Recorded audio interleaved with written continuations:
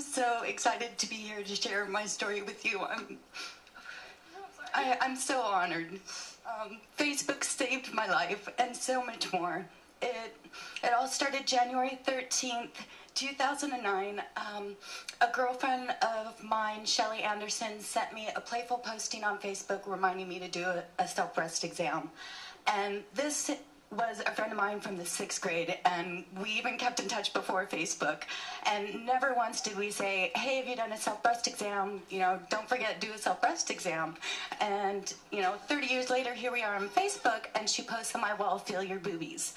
And that night I did, and I discovered a lump. And 2 weeks later, after a series of doctors and tests, I sat on my computer distracting myself, and I typed in Holly Toner Rose is waiting not so patiently. And my friend Shelly called me at that point and said, Holly, why don't you go ahead, I'm shaking, why don't you go ahead and post something on Facebook so the few of us that know what's going on, we know what the results are, and you and John don't have to make a bunch of phone calls. And we thought this was a great idea.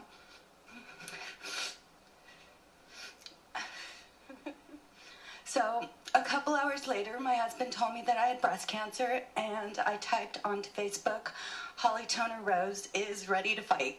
And I thought that could have meant anything, but sure enough, the few people that knew, they immediately posted supported statements, and then the people that didn't know, then they posted worried statements and concerned statements, and then came outright questions. And so I thought, okay, well, I have to tell these people now. These were, my childhood friends and college roommates. And so I wrote the note, I will win, in which I told my Facebook friends, my Facebook's friends' friends, and my friends' friends' friends that I had breast cancer. And had you asked me 2 weeks earlier if I would have shared this news on Facebook, I would have said, hell no. I'm a pretty private person, and I would have shared it with my family and few close friends. And I'm so, so grateful. I'm so grateful that I shared it with everyone on Facebook. Sorry. There was always someone to cheer me on and cheer me up. And I went through 9 months of treatment. I did 2 surgeries, 4 months of god-awful chemotherapy, 2 months of radiation, and, well, my husband was my absolute hero. And my babies were amazing, although they're not really babies now, they're 9 and 10. Or, yeah, at the time they were, they're actually, here's my babies. No, that's me. There's my babies.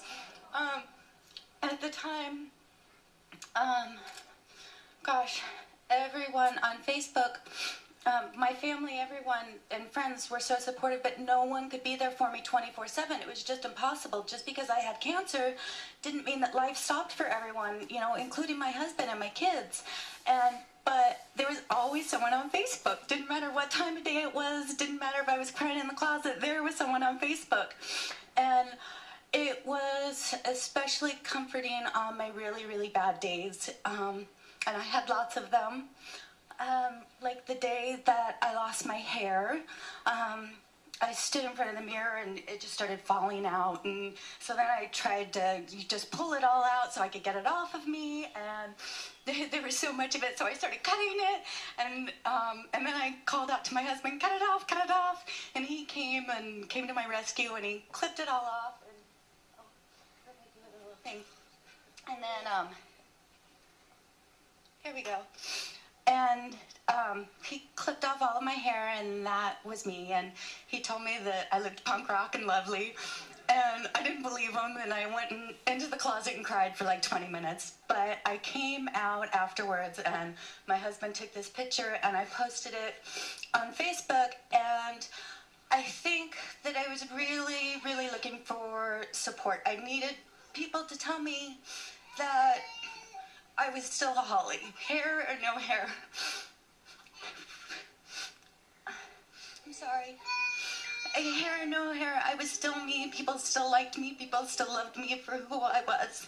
And after I posted the picture, the most beautiful statements followed. Everyone told me I was stunning, You have such a big smile. Who needs hair? You have pretty eyes. No one's looking at your hair. Hair schmear. And they just went on. And I didn't believe them either. But what I did believe is that people were so kind and compassionate towards me, and that I was still me. I was okay. And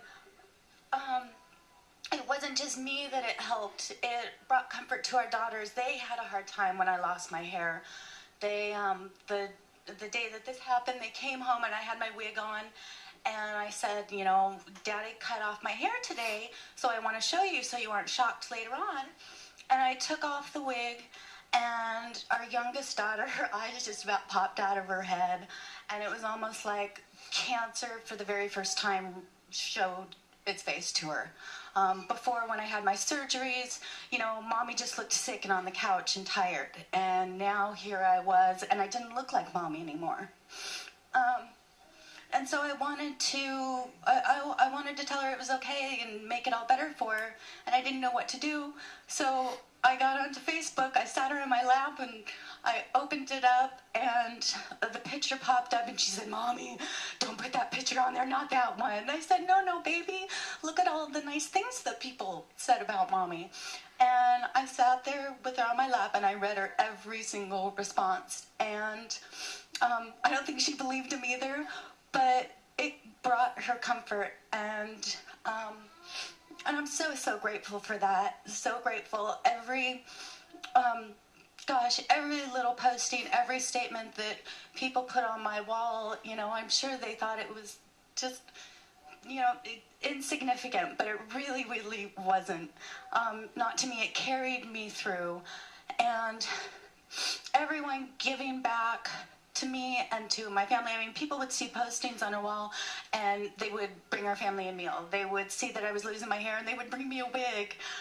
There were just so many acts. I think Facebook and the people on Facebook are really just cultivating kindness and a giving spirit, and it made me want to give back. And so afterwards, after I went through treatment, I started the nonprofit Live and Give Foundation, and we kicked off our campaign on Facebook, Don't Be a Chump, Check for a Lump. And we're on Facebook just reminding women, do a self-breast exam. Early detection's the key to survival. That's why I'm still standing here. I was fortunate to find a posting on Facebook that I was able to save my breasts and my life.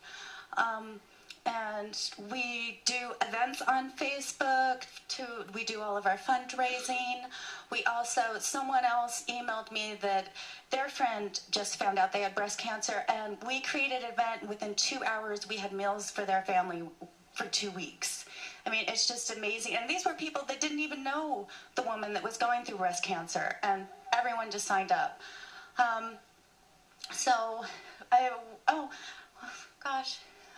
So yeah, like our page, and we do reminders for self-breast exams every month and updates, and you can find our website, checkforalump.com, on there, and we sell t-shirts and all kinds of stuff. And I'm okay. I'm cancer-free.